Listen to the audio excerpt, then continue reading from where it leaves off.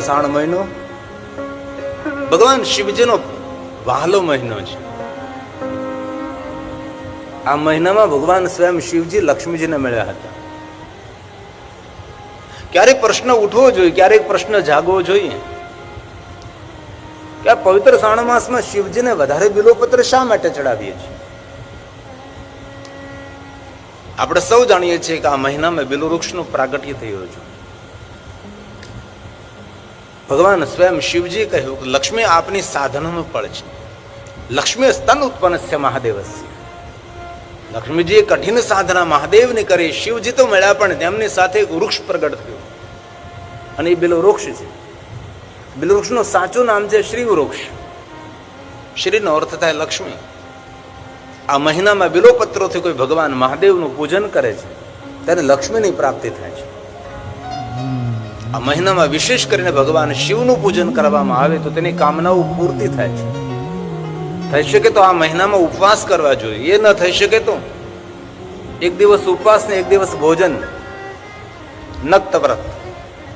એક દિવસ એકદમ ઉપવાસ કરે ને બીજે દિવસે એક સમય ભોજન કરવાનું. વળી પાછો ઉપવાસ, એક દિવસ ભોજન પાછું. એ પણ ન થઈ શકે તો રોજ એક સમય ભોજન કરી અને ભગવાન શિવનું આરાધન કરવું. એમ પણ ન થઈ શકે તો આ મહિનામાં વધારે મૌન રહેવું. શિવજીને મૌન પ્રિય છે. અનેક મહાદેવના ભક્તો આ મહિનામાં મૌનને ધારણ કરે છે. એ રોજ મૌન ન રહી શકે તો પવિત્ર શ્રાવણ માસમાં જે સોમવાર આવતા હોય છે, સોમવારે ભગવાન શિવજીને યાદ કરવા માટે મૌન રહે છે. મૌનનો અધિક મહિમા ભગવાન શંકરજીએ ગાયો છે. આ મહિનામાં વિવિધ પ્રકારે શંકર ભગવાનની પૂજા થાય છે. અભિષેક થાય, રુદ્રાભિષેક થાય, રુદ્રી પાઠ થાય.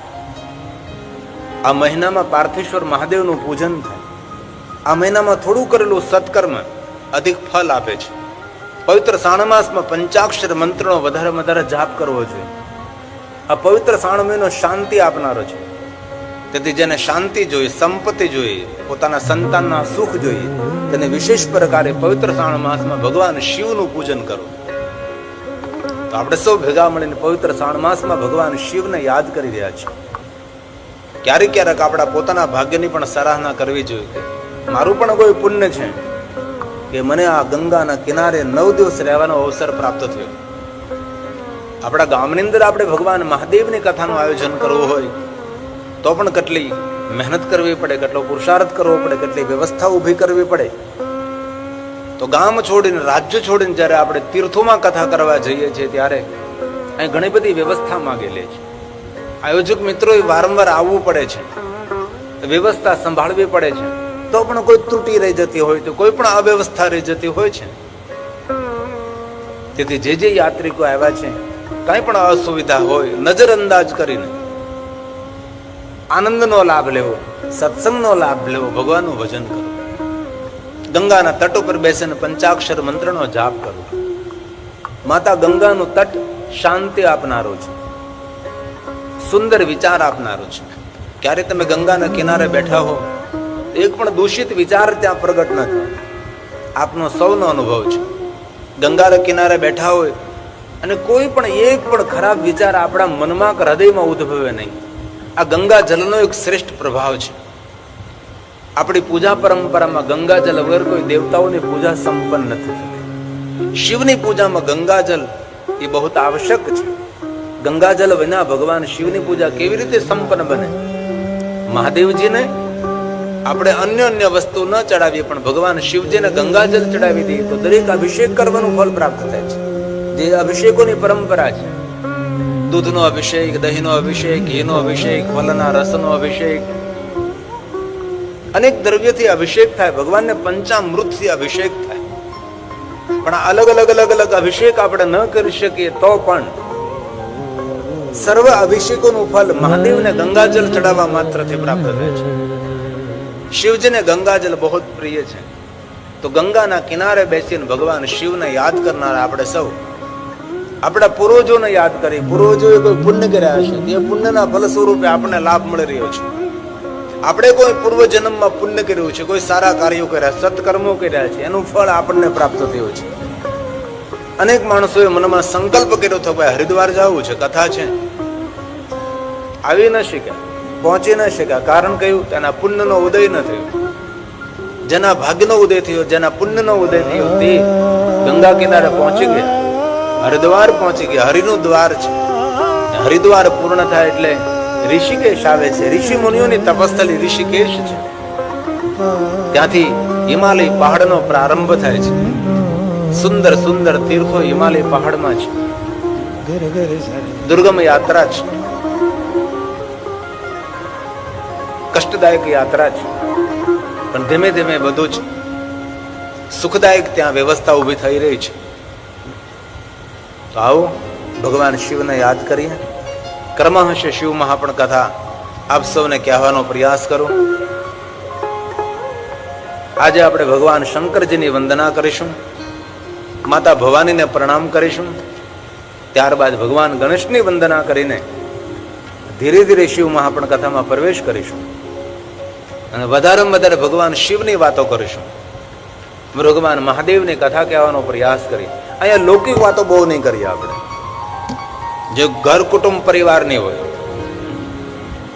કથાઓની અંદર લગભગ એ પણ ચાલતું હોય છે, ઘર કુટુંબ પરિવારની વાતો. લૌકિક દ્રષ્ટાંતો બધા છે. સાસુએ કેવી રીતે રહેવું, વહુ બાપાએ કેવી રીતે રહેવું, સસરાએ કેવી રીતે રહેવું, ભાઈએ કેવી રીતે રહેવું, બહેનોએ કેવી રીતે રહેવું, એ બધું તો આપણે જાણતા જ હોય છે. અને આજના માણસોને આ બધું કાંઈ શીખવવાની જરૂર નથી. તેને કેમ રહેવું છે, કઈ રીતે રહેવું છે, તેને બધી જ ખબર છે. આપણે અહીંયા લૌકિક વાતો કરવા એકત્ર નથી થયા. આપણે અહીંયા અલૌકિક ભગવાન મહાદેવની કથા કરવા માટે એકત્ર થયા છે. તેથી હસવાની વાત પણ બહુ અલ્પ કહીશું, નૃત્યની પણ થોડી અલ્પ સમય રાખીશું, પણ વધારે વધારે ભગવાન શિવજીની કથા આપણે સાંભળીએ એવા પ્રયાસ આપણે સૌ આ દેવતાની ભૂમિ હરિદ્વાર અંદર કરીશું. આયુ શિવજીને આપણે પ્રણામ કરીએ. જગતના પિતા છે, જગતના સર્જક પણ છે ભગવાન શિવ. જગત પિતરમ શંભો, વિશ્વના પિતા છે, જગતના પિતા છે. આ વાત અકાટ્ય છે ભાઈ, કોઈ વિરોધ ન કરી શકે. આપણા સૌના પિતા ભગવાન શંકર છે. પિતરમ, આપણા સૌના પિતૃ ભગવાન શિવ છે. પ્રથમ પિતા ભગવાન શિવ છે. તેથી જે શિવ સાધના કરે, શિવની ઉપાસના કરે, શિવનું સ્મરણ કરે છે, તેના પિતૃઓ રાજી બહુ થાય છે, તેમના પિતૃઓ તૃપ્ત રહે છે. તેથી જેને પોતાના પિતૃઓને રાજી કરવા, તેના પૂર્વજોને પ્રસન્ન કરવા હોય, સદગત આત્માઓને રાજી કરવા હોય, પ્રસન્ન કરવા હોય, તો વધારે વધારે શિવનું સ્મરણ કરવું. આપણો પૂર્વજ ભગવાન શિવ છે, આપણો પ્રથમ પિતા ભગવાન શિવ છે, આપણા પિતૃઓનો પિતૃ ભગવાન શિવ છે. તેથી શિવનું આરાધન કરે છે, તેના પિતૃ ખૂબ પ્રસન્ન રહે છે. તેથી વિશેષ પ્રકારે પૂજા ન કરી શકીએ આપણે, કોઈ વાંધો નહીં. અનેક ઉપચારો કે દ્વારા ભગવાન શિવનું પૂજન ન કરી શકીએ આપણે, પરંતુ ભગવાન શિવનું સ્મરણ તો કરી શકીએ ને.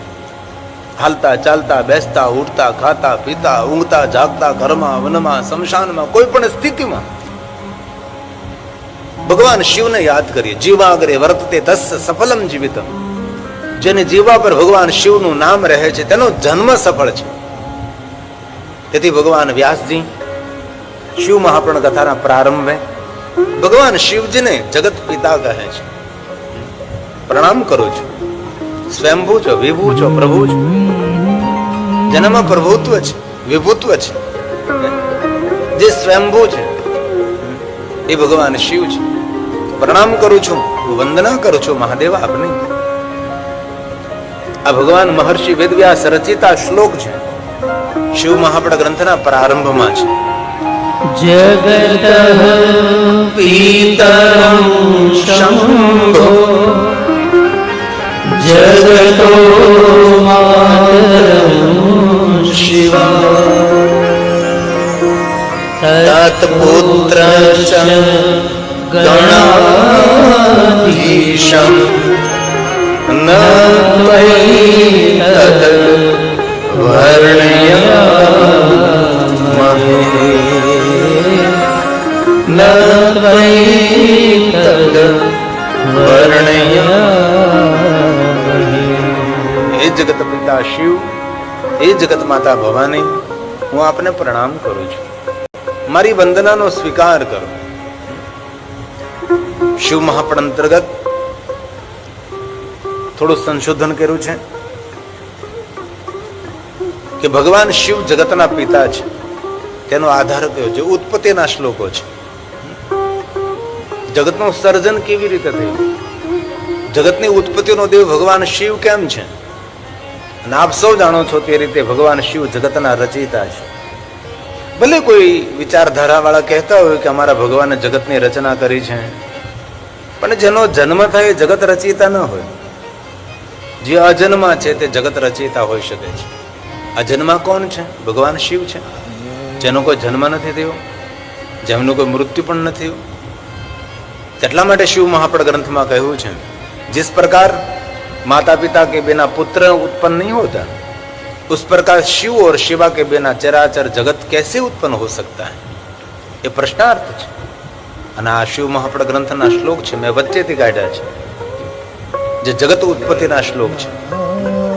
બહુ સુંદર વાત કરે છે, સ્પષ્ટ પ્રમાણ છે. કથા કેવી રીતે કહેવાય? કથાનો આધાર હોવો જોઈએ, પુરાણ સંમત વાત હોય. અને એક વાત તો આપણે સૌ જાણીએ છીએ, અન્ય ભગવાન બ્રહ્મ છે એના માટે ઘણા બધા સિદ્ધાંતો દેખાડવા પડે છે કે આ બ્રહ્મ છે. ભગવાન શિવ માટે કોઈ સિદ્ધાંત દેખાડવાની જરૂર નથી કે શિવ બ્રહ્મ છે, એવી ઓળખાણ કરાવવાની કોઈ જરૂર નથી. બાકી દુનિયાના કોઈ પણ ભગવાન બ્રહ્મ છે એના માટે ઓળખાણો આપવી પડે છે. તેનામાં આ લક્ષણ છે, તેના આ લક્ષણ છે, પહેલું લક્ષણ છે, તેથી આ બ્રહ્મ છે. પણ શિવ માટે એવા કોઈ લક્ષણો દેખાડવાની જરૂર નથી કે આ બ્રહ્મ કઈ રીતે છે, એ શિવ છે. આ શ્લોક ભગવાન વ્યાસ રચિત છે. જેવી રીતે માતા પિતા વગર કોઈ પુત્ર જન્મ નથી લેતો, એવી રીતે શિવ ઓર શિવા કે શિવ ઓર શિવા વગર ચરાચર જગત કેવી રીતે ઉત્પન્ન થઈ શકે છે? આ ભગવાન વ્યાસજીએ સુંદર રચના કરે છે. યથા યથા ન જાયતે પુત્ર, એકદમ સીધી વાત છે ને કે માતા પિતા વગર કોઈ પુત્ર જન્મે જ નહીં ને. પણ શિવ મહાપડ ગ્રંથમાં એક ઘટના છે એવી, જે શિલાદ મુનિના પુત્ર છે, જેમનું નામ છે ભગવાન નંદિકેશ્વર. એ મા વગર જન્મ્યા છે. બોલો કઈ રીતે જન્મ્યા છે? કારણ કે શિલાદ મુનિએ બહુ તપ કર્યું હતું. 10,000 વર્ષ સુધી તો પેલા ઇન્દ્રનું તપ કર્યું. 10,000 વર્ષ એટલે કોઈ થોડો સમય નહીં કહેવાય. અને ઇન્દ્ર પ્રગટ થયા, ઇન્દ્રએ કહ્યું તમે માગો. ત્યારે શિલાદ મુનિએ કહ્યું કે મને અયોનિજ પુત્ર જોઈએ, જે મા વગર જન્મ લે. ઇન્દ્ર કહે છે આ વાત તો મેં પહેલી વાર સાંભળે, આવું તો મેં સાંભળ્યું જ નથી. શિલાદ મુનિએ વિવાહ નહીં કર્યા હતા અને પુત્રની અપેક્ષા રાખતા હતા. કેવી અસમંજસ વાળી ઘટના છે. ત્યારે શિલાદ મુનિએ કહ્યું કે તો મને કે માર્ગદર્શન કરો, તમે ના આપી શકતા હોય તો. ત્યારે ઇન્દ્રે કહ્યું આવો પુત્ર હું તો નહીં, વિષ્ણુ હું, બ્રહ્મા કોઈ ના આપી શકે. ત્યારે શિલાદ મુનિએ કહ્યું કે આ દુનિયામાં કોઈ વસ્તુ અસંભવ નથી, સંભવ તો છે જ.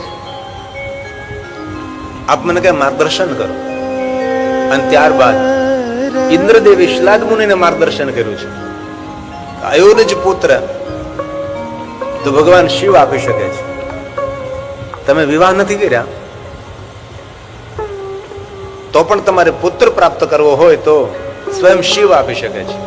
અને પછી શિલાદ મુનિ ભગવાન શિવની ઉપાસના કરે છે અને ભગવાન શિવ સ્વયં શિલાદ મુનિના આંગણે તેના પુત્ર તરીકે પ્રગટ થાય છે, જેમનું નામ છે ભગવાન નંદિકેશ્વર. પોઠીઓ નહીં પાછો, ઘણા લોકો બંને એક સમજે છે. નંદિકેશ્વર એ શિલાદ મુનિના પુત્ર છે અને શિવજીના અવતાર છે, અને પોઠીઓ એ ધર્મનું પ્રતીક છે, વૃષભ જેને કહ્યા આપણે. તેથી આ ચરાચર જગત કોના દ્વારા સર્જન થયું છે? ભગવાન શિવ દ્વારા.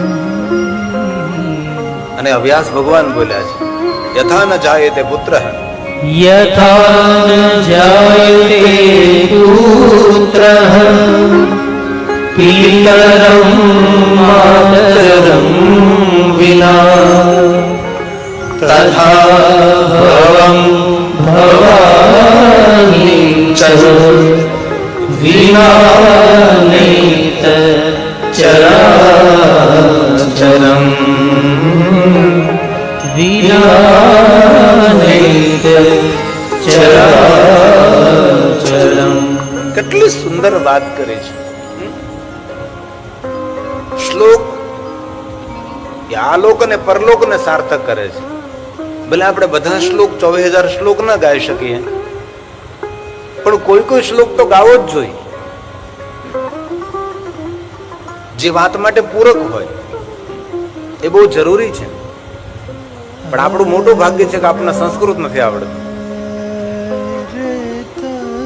દરેક માણસે થોડું ઘણું શીખવું જોઈએ. ગુજરાતી ભાષા હિન્દી ભાષાની જનેતા, એટલું કઠિન પણ નથી.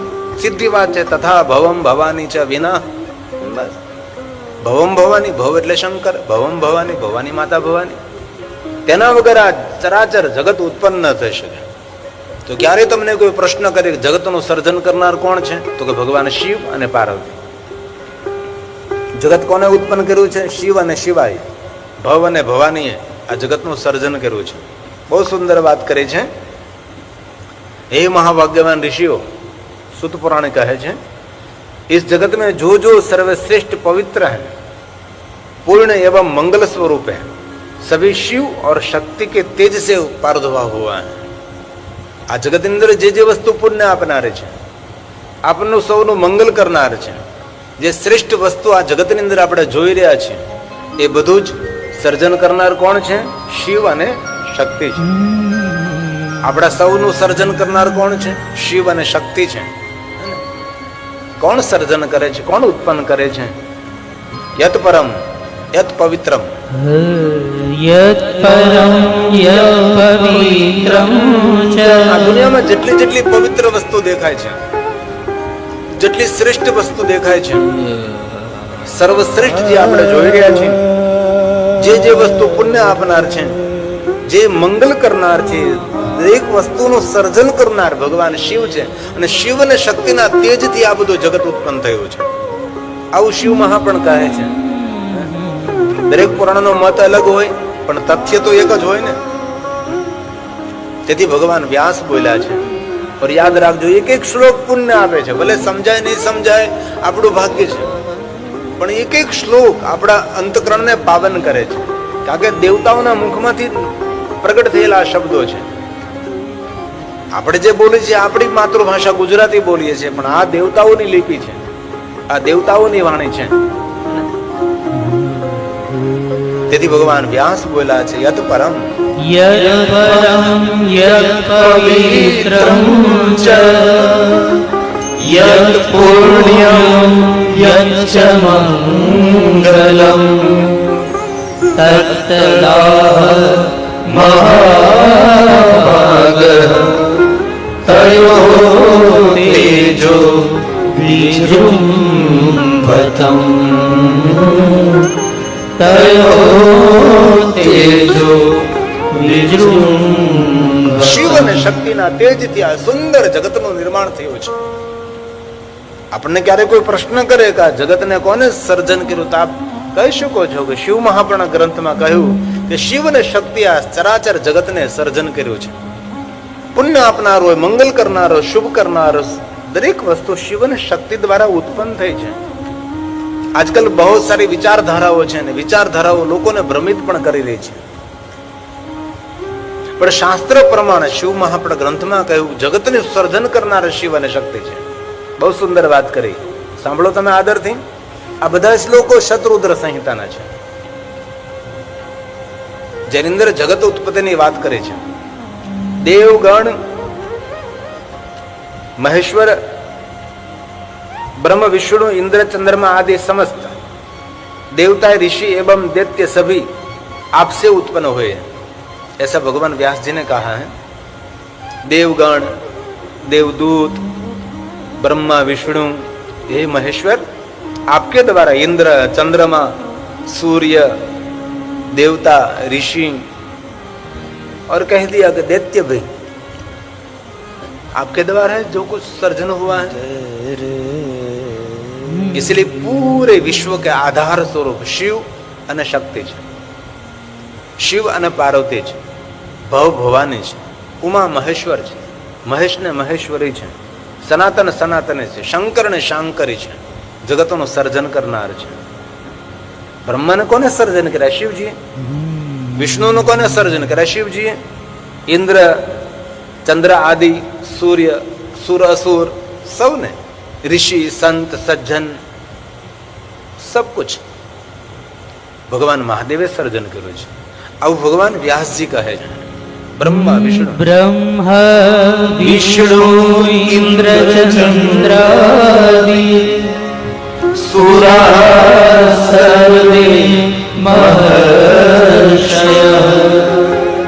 દિવ્યાદ્યા સંપ્રસ્તુતા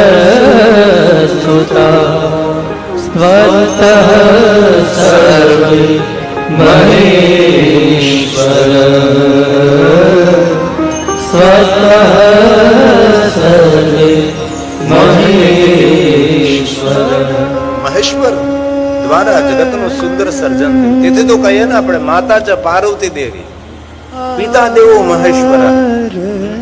એ જગત પ્રસિદ્ધ વાત છે ને ભાઈ. હું તમને કઈ નવું તો નથી કહેતો. આપણે સૌ જાણીએ છીએ તે તમારે આગળ વર્ણન કરવાનો પ્રયાસ કરું છું. માતા છે પાર્વતી દેવી. આપણે સૌની માં કોણ છે? અને શિવપુરાણ ગ્રંથમાં એક બહુ મોટી વાત કરી છે કે જેમને પોતાની કુળદેવીની ખબર ન હોય, આ ઘણા એવા દુનિયામાં છે કે જેને ખબર નથી કે મારી કુળદેવી કોણ છે. આપણા સૌની કોઈ કુળદેવી હોય, સમાજની કુળદેવી હોય. આપણા કુળમાં જે દેવીની આપણે પૂજા કરતા હોય તેને કુળદેવી કહેવાય. જો ઘણા માણસોને ખબર ન હોય કે મારી કુળદેવી કોણ છે, એ સજ્જન માતા ભવાની, મા પાર્વતીને પોતાની કુળદેવી તરીકે સ્વીકારી શકે છે. આવું શિવપુરાણમાં ભગવાન વ્યાસે કહ્યું છે. અને જેને પોતાના કુલ દેવતાઓની ખબર ના હોય, ઈષ્ટ દેવતાની જેને જાણ ના હોય, એ વ્યક્તિ ભગવાન મહાદેવને પોતાના કુળ દેવતા તરીકે સ્વીકારી શકે છે, પોતાને ઈષ્ટ દેવતા તરીકે સ્વીકારે છે. આપણા સૌના ઈષ્ટ શિવ છે, આપણા સૌની ઈષ્ટ દેવી માતા ભવાની છે. તેથી કહ્યું માતા છે પાર્વતી દેવી. માતા ચ પાર્વતી દેવી પિતા દેવો મહેશ્વર. આપણા સૌના પિતા શિવ છે. બાંધવા શિવ ભક્તાંચ સ્વદેશો ભુવનત્રયં સ્વદેશો ભુવનત્રયં. આપણો દેશ કોઈ એક નથી. આત્મા ત્રિભુવનમાં વિચરણ કરનારી આત્મા છે. અત્યારે મૃત્યુ લોકમાં છે, અન્ય કોઈ લોકમાં પણ આપણું વિચરણ થઈ શકે, સંભવ છે. સ્વદેશો ભુવનમ ત્રયમ, તીનો ભુવન અમારે દેશ. રોજ ગાઈએ ભગવાન શિવ અમારા પિતા છે, મા ભવાની મારી માતા. જગત પિતરો વંદે પાર્વતી પરમેશ્વર, જગત માતુ પિતુ શંભુ ભવાની. જગત માતુ પિતુ શંભુ ભવાની. મહાદેવ મહાદેવ તેહી સિંગારન કાહુ બખાની. તેહી સિંગારન કાહુ બખાની. આપણા બાળકો પણ બોલતા હોય છે રોજ, તમે છો માતા છો પિતા. આપણે પણ બોલતા હોય ને. એ કોના માટે છે? ભગવાન શિવજીને લક્ષ્યમાં રાખીને તો બોલીએ ને આપણે. કોઈ ભાગશાળી એવો છે કે તેને આવડતું નહીં હોય. સ્કૂલમાંથી આપણને શીખવવામાં આવે છે. આશા રાખું છું ગંગાના કિનારે બેઠા છીએ આપણે, આપણા કોઈ પૂર્વ જન્મનું પુણ્ય છે, આપણા કોઈ પૂર્વજોનું પુણ્ય છે. એવા ઘણા માણસો ગુજરાતમાં છે કે જેને ગંગા સ્નાન નથી કર્યું ભાઈ. જે અહીંયા સુધી પહોંચ્યા જ નથી, જેનું સપનું સપનું જ રહી ગયું છે. આવા અનેક માણસો છે જેને આ ગંગા સ્નાનનો અવસર નથી મળ્યો. આપને સૌને અવસર પ્રાપ્ત થયો છે. આશા રાખું છું આપ સૌ સાથે બોલજો, તમને સૌને કંઠસ્થ છે. ત્વમેવ માતા ચ પિતા ત્વમેવ બંધો ચ સખા ત્વમેવ વિદ્યા દ્રવિણં ત્વમેવ ત્વમેવ સર્વં મમ દેવ દેવ ત્વમેવ સર્વં મમ દેવ દેવ. અંતિમ પંક્તિ શિવ તરફ સંકેત કરે છે ને. છેલ્લી પંક્તિમાં શું કહ્યું ભાઈ?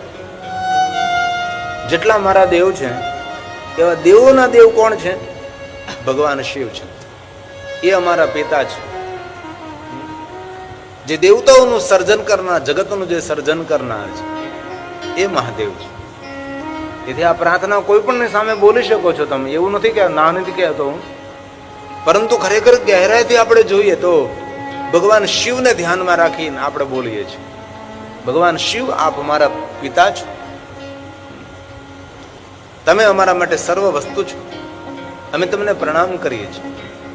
અમારા જેટલા વિશ્વના દેવતાઓ છે દરેક દેવતાઓના પિતા મહાદેવ આપ છો, દેવોના દેવ છો મહાદેવ આપ, અમે પ્રણામ કરીએ છીએ.